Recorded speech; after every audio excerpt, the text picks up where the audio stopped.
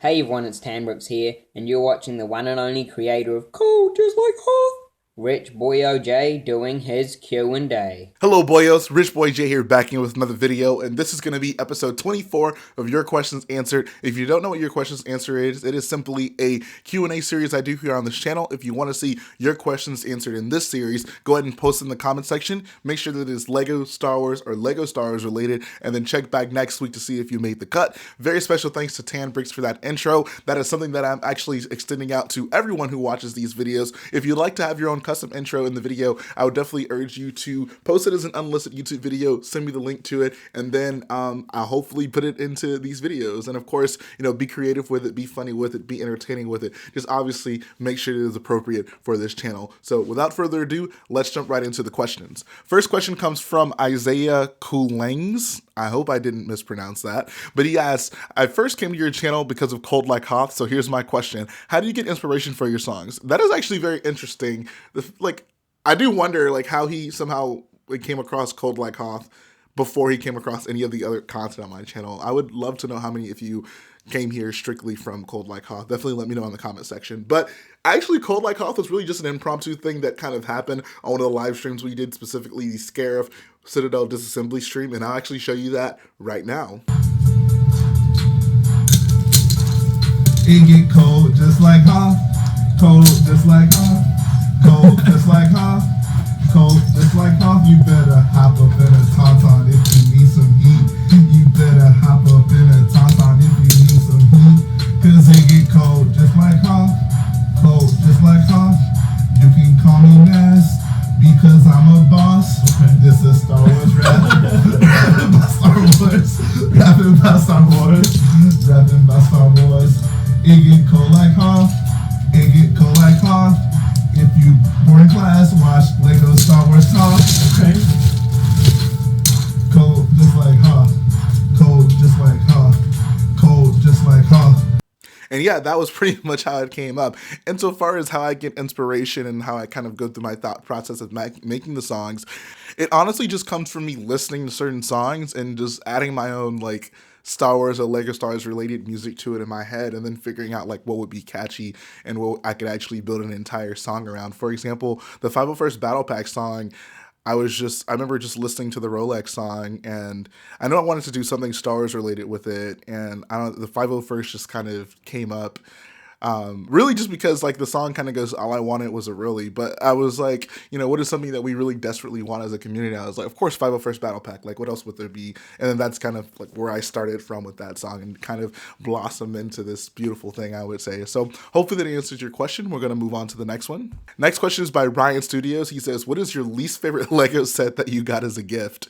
Honestly, that's hard to say at this point, just because most people who know me know that I work at the Lego store, which means that most people know that I get a discount at the Lego stores, which in turn means that most people aren't really going to get me a Lego related gift because they assume that I probably already have it or plan on buying it with my discount at the Lego store. So one of the unfortunate things about working at the Lego store is I don't really get too many Lego related gifts, but if I just had to be general about it, probably anything that wasn't like a Lego Star Wars set specifically, maybe would be one of the Lego gifts that I would not like as much. But like I said, I don't get very many Lego gifts to begin with. Next question is by ByBuildsFast. He says, what is better in your opinion, the roller coaster in the background or the Lego roller coaster? So the roller coaster behind me is actually was a Kickstarter initially by Coaster Dynamics. They did a Lego roller coaster system, and this is something they did long before we knew that a Lego roller coaster was coming. And if I had to really compare the two, I think the Coaster Dynamics just blows the Lego one out of the water. It's more of a dynamic track system. The tracks aren't just static plastic pieces, which means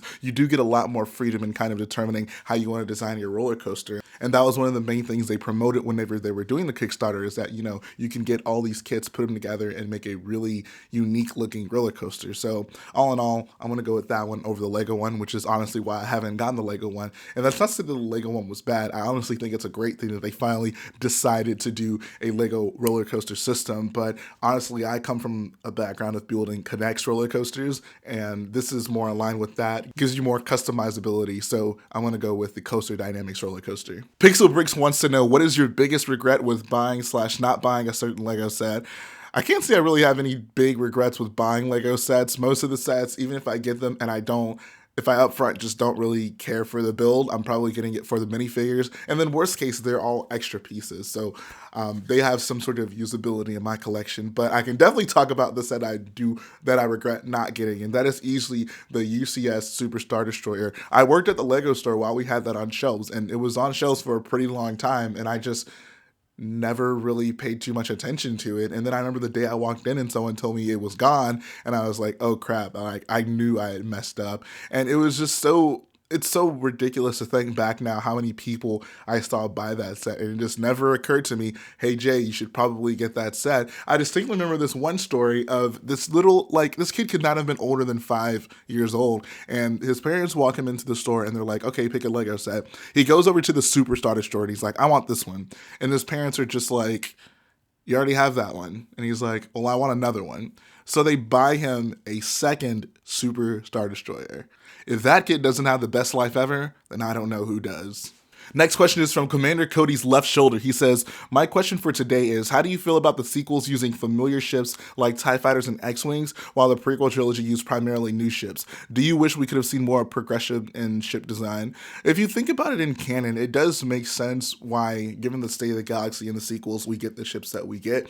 Obviously, the Resistance have built upon what the Rebels had initially established, so it makes sense that they would still be using X-Wings. And the same thing goes for the First Order. They're trying to emulate the Empire, and while they do have plenty of their own unique ships, same with the Resistance, they've been reusing some of the more iconic ships, which I think is totally fine. They did that, and I would imagine to really kind of bring back in a lot of the old fans, give them more familiar elements to see in these new movies. But I mean, that's not to say that we don't see that in the prequel trilogy, right? Like, we very much have Star Destroyer looking things with the Venators.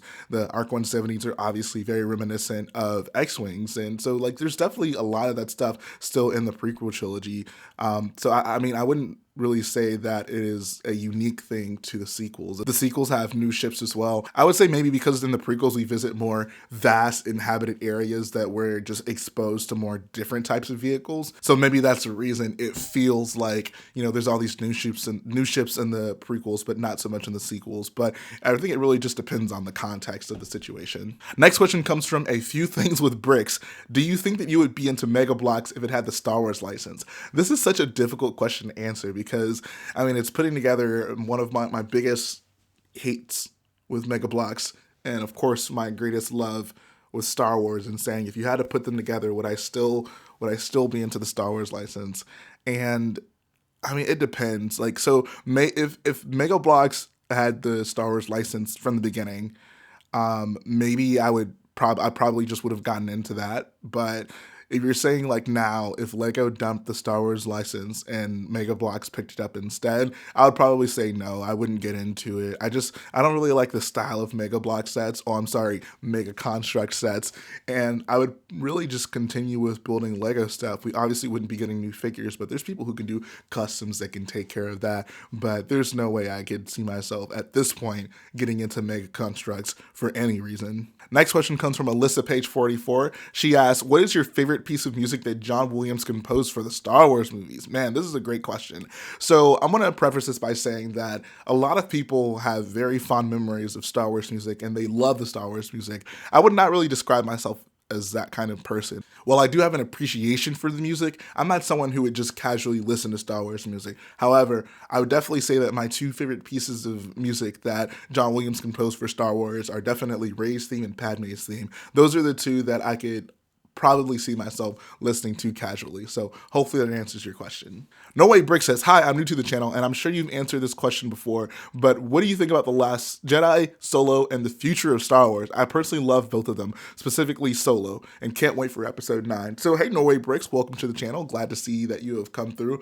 But here's my general Star Wars rankings. And for anyone who's new to the channel, I like to do this so you know exactly where I stand when it comes to Star Wars. I want to start from my favorite movies to my least favorite movies. So starting off first, Star Wars Episode 4, second, Episode 5, third, The Last Jedi, fourth, The Force Awakens, fifth, Episode 6, sixth, I'm going to go with Rogue One, seventh, Solo, eighth, Episode 3, 9th, episode 1, and then 10th, I'll go with episode 2. Episode 1 and 2 honestly flips around for me a lot, but they're just kind of, if I could just group all the prequels at the bottom of the list, that's kind of how I would go. But obviously, I really do like The Last Jedi, considering I have it so high up on my list. Solo, I didn't really love, but I mean, it is a competent movie, and it's by default, it goes above the prequels, but I wouldn't put it above Rogue One or any of the originals or the other new movies. But as for how I feel about the future of Star Wars, I am super hyped for Episode 9. I can't see what they do with that film, and it feels like I'm waiting forever for it, but it is obviously rapidly approaching. We are now finally less than a year away from it, so I can't wait for it. I can't wait for the first teaser trailer that we get, hopefully a Star Wars Celebration, and I honestly can't wait to start talking about it and discussing it here on this channel. Outside of that, I'm really interested in seeing where Disney decides to go after Episode 9 ends, like if they just jump right into another trilogy, or if they wait a little bit and do some of the other trilogies that they've announced that are not according to the main storyline in Star Wars. What I'm honestly most excited to see is maybe some of the newer locations we get to see, maybe some new mocks that I can build. Hopefully there is a downtime between Episode 9 and the next like big film release, which will give us mock builders some time to do some mocks that aren't necessarily pertaining to the big new thing, but maybe some things that we normally wouldn't have done a mock on. That's going to finish up your questions answered today, guys. Thanks to everyone who submitted a question. Like I said, if you want to see your questions answered in this video, go ahead and drop it in the comment section. Make sure it's Lego Star Wars or Lego Star Wars related, and then check back next week to see if you made the cut. Like I always say, if you like what I do, go ahead and support the video by smashing the like button, support the channel by smashing the subscribe button, and I'll be back again very soon.